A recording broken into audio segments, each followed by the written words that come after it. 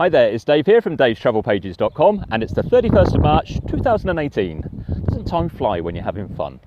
As you can tell by the bike behind me, I've just cycled down to the coast with the sea behind me there. And this video is going to be about two things. I've just bought a new GoPro Hero 5, and I'm going to compare that against my old GoPro, which was the Plus 3. And I'm pretty sure there's going to be quite a lot of differences between the two, because I've had the Plus 3 for years. So we'll take a look at that and see how they compare side by side. And the second part of the video is going to be my monthly goals report, and that's the bit where I kind of keep myself accountable to the goals I set myself at the beginning of the year, and just go over the progress I've made and see where I've fallen short, and no doubt I've fallen short on a couple of things. So here we go. We'll start off with the first bit, which is to compare the two cameras side by side. So then these are the two cameras side by side, with the GoPro Hero 5 on the left and the Hero 3 Plus, or the Plus 3, on the right. So that Hero 3 Plus, or Plus 3, whatever it is supposed to be, I've had that for, I don't know, approximately 4 years, maybe 5 years, and it's done okay, but I mean, it's got its limitations basically. And I've chosen to buy the 5 rather than the 6 because in my head, the 6 maybe hasn't got all the bugs sorted out yet, where the 5 has. And the differences between the 5 and the 6, in my opinion, didn't warrant the price difference at this stage. And I've just bought the GoPro Hero 5 for €325. I guess you can get it cheaper elsewhere, but in Greece, sometimes it's quite limited as to where you can buy stuff. In terms of size, they're pretty much identical. Weight, I think that the new one, the 5, weighs slightly more, but I mean, we're talking just a few grams, so it's not like it weighs a kilogram more. And as you can tell, you know, it literally fits in the palm of your hand there, like. So I upgraded because I felt that the quality wasn't good enough on the Hero 3 Plus, so it's time to get a new camera. The 5 offered something which is called electronic stabilization. So basically, where I do the wobbly cam, which is where you get this, I'm hoping that the GoPro Hero 5 is going to solve that for me, because there is something called a gimbal which you can buy, but that's it's like another additional cost, and I didn't really want to go that far at the minute. I'll probably go there in the end, but not quite yet. Other than that, the main difference is the 3 Plus goes inside a separate waterproof case. And this is, well, this one's old and scratched up. Whereas with this one, the camera itself is waterproof, but it goes inside a frame. So this is good for a number of things. So firstly, with the old one, the sound, when you put it inside the frame, the sound isn't very good, so you lose some of the sound completely. And also, because when it's on the bike, it kind of rattles like this, you get that rattling sound when it does pick up sound. This camera fits snugly inside the frame, and you don't get that rattling sound at all, and the camera itself is waterproof. Yeah, so I think it's a better design overall. It's quite simple. It's got one button on the top, and it's got one button on the side. So the button on the side changes between modes, and the button on the top is basically your on-off for when you want to take a picture or a video. Other than that, that's all there is to look at right now, although there is a couple of other features that I would like to point out later.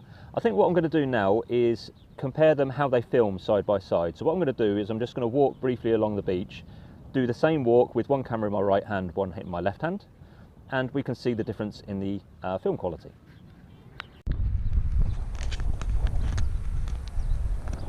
Okay, so I'm filming this beach section at the same time. I've got the GoPro Hero 5 in my left hand, and I've got the 3 Plus in my right hand. So you're going to get the same sound, and you're going to get the same wind quality going in the background, and the same picture from both. So this is with the camera looking at me, which I have no idea what this which picture looks like, probably quite bad. So we're going to turn you around without cutting, and we'll look at the beach. So this is us walking towards the bike. So I'm not sure what sound you can pick up on which camera. So when I edit this video, I'm going to basically play like the new camera first, the Hero 5 first, and then I'm going to play the Plus 3 afterwards. And you can tell for yourself what you think the difference is. Oh, look at those pigeons hanging around by my bike. You can see that. And there was a plane just went overhead as well. I'm not sure if any of that picked up.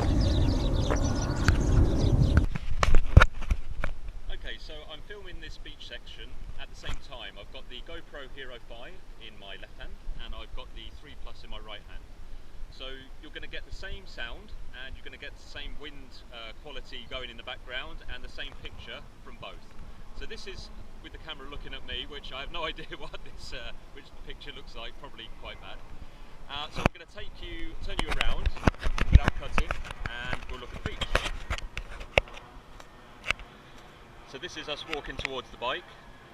So I'm not sure what sound you can pick up on which camera. So when I edit this video, I'm going to basically play like the new camera first, the Hero 5 first, and then I'm going to play the +3 afterwards, and you can tell for yourself what you think the difference is. Look at those pigeons hanging around by my bike. You can see that. And there was a plane just went overhead as well. I'm not sure if any of that picked up. So as you can see for yourselves of the difference in the picture quality. And now there was a couple more things that I just wanted to show you the difference between these cameras. So the first thing is I'm going to switch this on so that it's recording. And can you see on there, there's a red light that's flashing. That's quite handy when you're cycling because you can see that the camera's actually on and recording stuff. So that's with the old camera. With the new camera, however, and I think this is a trick they've missed, there is no light that comes on. So you can't actually tell from above that if it's recording or not. And you heard the click, so this click here, and you can hear that. Well, obviously you can hear that now because we're not moving, but if I'm cycling, it's actually difficult to hear that sound. So that's something to check. Now, the fundamental difference between the cameras is on the back, which you probably can't see because of all manner of reflections, but this has got a screen on the back, and this camera hasn't. So I know what you're going to say. You're going to say, well, you can tell if it's recording because the screen will show you. Well, not really, because if you've got it at an angle on the bike, you can't actually see the screen. It's only when you hold it like this directly in front of you, you can see the screen. So it's useful if you want to just like walk with it on a selfie stick. That's pretty awesome. But if you're on a bike, you can't tell that it's recording. So I think that's a trick they missed there. Other than that, the screen and the light showing that it's recording, they're the main fundamental differences. So I think what I'm going to do now is ride home, do a quick conclusion there, and the end of month goals report as well. Speak in a bit.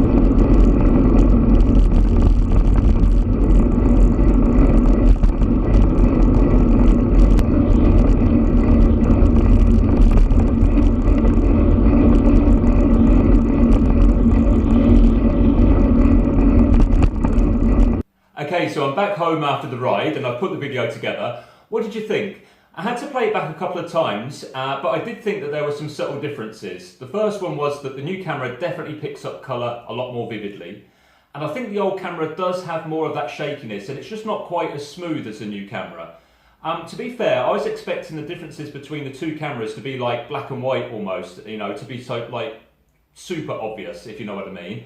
And I think it was all a little bit more subtle than that. That said, I had to upgrade the camera anyway, and I think it certainly was worth the investment. If you find yourself in a similar position where you've got the old GoPro and you're thinking of upgrading, maybe this video has helped in some way.